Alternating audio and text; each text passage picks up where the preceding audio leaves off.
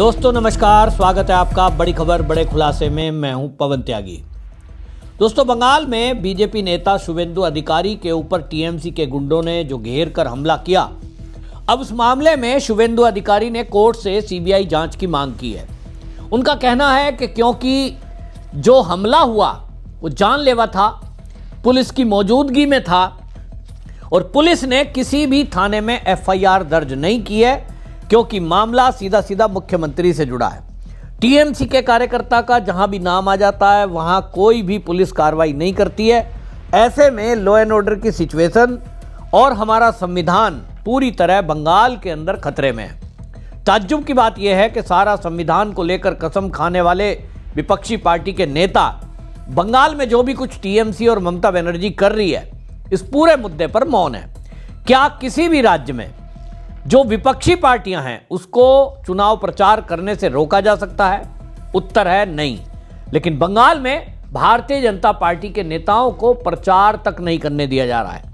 उनके ऊपर हमले हो रहे हैं, हुटिंग हो रही है। दूसरी बात, एसआईआर प्रक्रिया हो रही है। क्या भारतीय जनता पार्टी अगर अपने कार्यकर्ताओं का वोट जुड़वाना चाहती है, जिनका वोट ममता बनर्जी के चलते बीएलओ ने काटा, तो फॉर्म 7 भर के जो वोट जुड़ने का काम, नाम ठीक कराने का काम बीजेपी कराना चाहती है, बीएलओ पर आरोप है कि वो सरकार के दबाव में फॉर्म 6, फॉर्म 7 ले ही नहीं रहे हैं। तो क्या ये लोकतांत्रिक तरीके से ये संवैधानिक है? उत्तर है नहीं। फिर आप सोचिए, खुलेआम बीएलओ को धमकी दी जाना टीएमसी के कार्यकर्ताओं के द्वारा, जिसके कारण कुछ बीएलओ ने तो आत्महत्या कर ली, और ममता बनर्जी है कि दबाव में पूरा उन अधिकारियों को बनाए हुए है। ये लोकतंत्र है, ये लोकतंत्र की रक्षा है। शुवेंदु अधिकारी के ऊपर हमला होता है, जिनको Y+ कैटेगरी की सुरक्षा है। सीआरपीएफ के जवान नहीं होते तो वो शायद जिंदा भी ना होते। भारतीय जनता पार्टी का कोई लीडर जो अभी प्रत्याशी बनेगा, उसको गांव में चुनाव प्रचार के लिए जाना है, रात को देर रात भी गाड़ियों के काफिले के साथ निकलना है, क्या वो सुरक्षित प्रचार कर पाएंगे? उत्तर है नहीं। आज की डेट में सरकार के चलते यह संभव नहीं है। जब वाई सुरक्षा प्राप्त शुवेंदु अधिकारी सुरक्षित नहीं है, तो वहां आम कार्यकर्ता कैसे सुरक्षित होगा? यह संवैधानिक संकट बंगाल में खड़ा हुआ है, और इसीलिए शुवेंदु अधिकारी अब कोर्ट पहुंचे और उन्होंने कलकत्ता हाई कोर्ट में सीबीआई से जांच के लिए एप्लीकेशन दी है। कोर्ट की बात यह है, अभी आपने देखा कि ईडी के अधिकारियों से ममता बनर्जी खुद रेड के दौरान, जब आईपैक के दफ्तर में रेड हो रही थी, सबूत छीन करके ले गई। ईडी कोर्ट पहुंची और कलकत्ता हाई कोर्ट ने केस भी सुनने के लिए तत्काल मना कर दिया। 14 तारीख दी गई, बात आगे बढ़ा दी गई, लेकिन तत्काल राहत नहीं मिली। यह हालत है कि जज भी डरे हुए हैं। उनको भी लग रहा है कि अगर हमने कोई विरोध में एक भी बात बोल दी तो टीएमसी के लोग हमारी भी गाड़ियों पे हमला करेंगे, हमारे घरों पे हमला कर सकते हैं। और ऐसे में सीबीआई केवल एक ऐसी संस्था बची है जो ममता बनर्जी या टीएमसी के गुंडों पर कार्रवाई कर सकती है, क्योंकि पुलिस को तो अन्य मौके पर देखा गया है वो कोई कार्रवाई करती नहीं है। एक और मामले में मानहानि का दर्ज केस करने के लिए भी शुवेंदु अधिकारी अब कोर्ट जाएंगे, क्योंकि ममता बनर्जी ने सीधा आरोप लगाया था कि कोयला घोटाले का पैसा शुवेंदु अधिकारी अमित शाह गृह मंत्री को पहुंचाता है। यह सीधा आरोप मीडिया में लगाया था, और इसको लेकर शुवेंदु अधिकारी ने ममता बनर्जी को कहा था कि मैं आपको 72 घंटे देता हूं कि मुझे वो सबूत आप प्रस्तुत करें। ममता बनर्जी ने एक पेन ड्राइव दिखाते हुए दावा किया था कि मेरे पास सबूत है। तो शुवेंदु अधिकारी ने कहा कि यदि आपके पास सबूत है उसे सार्वजनिक करें, मीडिया में दिखाएं, और अगर आपके पास कोई सबूत नहीं है और आपने ये आरोप लगाए तो निश्चित रूप से ये मानहानि बनती है, क्योंकि मामला गृह मंत्री से भी जुड़ा है। ऐसे में अब मानहानि का दावा करने के लिए वो कोर्ट जाएंगे, और ये सोशल मीडिया के पोस्ट के जरिए शुवेंदु अधिकारी ने सीधा सीधा ममता बनर्जी को चेतावनी दे दी है। उन्होंने कहा कि 72 घंटे क्योंकि खत्म हो गए, अब मैं जांच की जो मानहानि का केस है उसे दर्ज कराने जा रहा हूं। तो मामला एक के बाद एक, ईडी भी अब सीबीआई से जांच कराना चाहती है। पिछले दिनों आपने देखा कि ईडी ने भी बाकायदा सुप्रीम कोर्ट में सीधा गुहार लगाई, क्योंकि कलकत्ता हाई कोर्ट में उनकी कोई सुन नहीं रहा।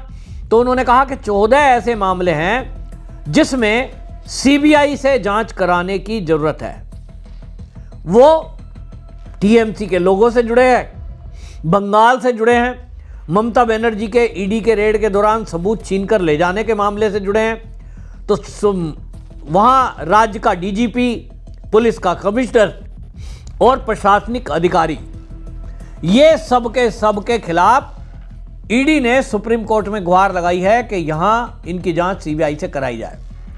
अब देखते हैं सीबीआई कितनी जांच करती है। सीबीआई पहले भी जांच कर चुकी है, कुछ को गिरफ्तार कर चुकी है, लेकिन हमने देखा है कि हमारी कोर्ट, न्यायपालिका जिस तरह से बंगाल के मामले में, छोड़िए केजरीवाल के मामले में भी हमने देखा, लंबा केस को लटकाते हैं, जब चाहे किसी को जमानत मिल जाएगी। ईडी कितने भी सबूत लाए, फिर कोर्ट में इन्वेस्टिगेशन करने के लिए जब जाते हैं तो इनको जमानत मिल जाती है। कोर्ट से जमानत मिल जाएगी तो सबूत नष्ट हो जाएंगे।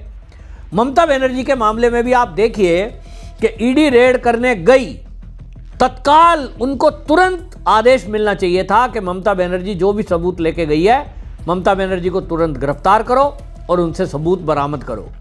लेकिन हाई कोर्ट ने सुनने को मना कर दिया, 14 तारीख रख दी। इससे आइडिया लगाइए कि कानून की क्या व्यवस्था है। उधर सुप्रीम कोर्ट अभी तक सुनवाई नहीं कर रहा है, और हमने ऐसे मामले बहुत देखे हैं कि भारतीय जनता पार्टी से संबंधित कोई मामला हो, बीजेपी शासित राज्य में कुछ हो, तो स्वतः संज्ञान ले लिया जाता है, वरना तो तत्काल सुनवाई स्वीकार कर ली जाती है। आज एप्लीकेशन लाइए, आज ही सुनवाई, आज ही निर्णय। ऐसे अनेक केस देखे हैं। लेकिन यह उल्टा मामला है कि अगर भारतीय जनता पार्टी या विपक्षी दलों की कहीं सरकार है, उसके विरुद्ध कोई मामला आता है, तो कोई कोर्ट में सुनवाई नहीं होती। यह अजीब, इस देश का संविधान का मजाक उड़ा रखा है न्यायपालिका ने कि अपनी मर्जी से वो विपक्षी पार्टी के विरुद्ध कुछ सुनना नहीं चाहती, ऐसा लगता है। और भारतीय जनता पार्टी का जहां नाम आ जाए, कोई विधायक, कोई निगम पार्षद तक नाम आ जाए, तो न्यायपालिका तुरंत खड़ी हो जाती है, पूरा इकोसिस्टम खड़ा हो जाता है। तो ये जो हो रहा है, इसके चलते मुझे उम्मीद नहीं है कि सीबीआई जांच इसमें अगर करेगी भी तो न्यायपालिका ममता बनर्जी को जेल भेज पाएगी। आप देख लेना, ममता बनर्जी कोर्ट में आके सॉरी बोल देगी, केस खत्म। अभी जो जांच चल रही है उसमें भी ममता बनर्जी के वकील कुछ ना कुछ दलील रखेंगे। मुझे नहीं लगता कि ममता बनर्जी जेल जाएगी, लेकिन भारतीय जनता पार्टी के नेताओं को और कुछ कानून के जानकार वकीलों को यह उम्मीद है कि इस बार सुप्रीम कोर्ट में, क्योंकि माहौल बदला हुआ है, सीजेआई ऐसे हैं, मैं ये नहीं कह रहा हूं कि पहले वाले खराब थे, लेकिन इस बार के सीजेआई ऐसे हैं जो बदलाव के लिए जाने जा रहे हैं, सख्त हैं, तुरंत निर्णय करते हैं, सख्त निर्णय करते हैं। तो कानून के जानकारों का कहना है कि इस बार ममता बनर्जी बचने वाली नहीं है। लेकिन मुद्दा वही कि अभी तो जांच के आदेश नहीं हुए, कब जांच के आदेश होंगे, कब सीबीआई जांच करेगी, और तब तक तो सबूत खत्म हो जाएंगे। कहां का कहां रहेगा। हम देखते हैं सीबीआई की जांच भी सालों साल चलती है। इसको लेकर भारतीय जनता पार्टी ने बाकायदा प्रेस कॉन्फ्रेंस की और यह कहा कि टीएमसी ने कई बार यह प्रमाणित किया है कि उसका आचरण आधुनिक लोकतंत्र की मूल भावना के अनुकूल नहीं रहा है। बार बार टीएमसी द्वारा लोकतांत्रिक प्रक्रियाओं को कमजोर करने और उन्हें रोंदने का प्रयास किया गया है। भारतीय जनता पार्टी साफ साफ आरोप लगा रही है, लेकिन बात वही, खाली आरोप लगाने से क्या होगा। कोई एक्शन तो सीबीआई को लेना है, केंद्र सरकार को लेना है।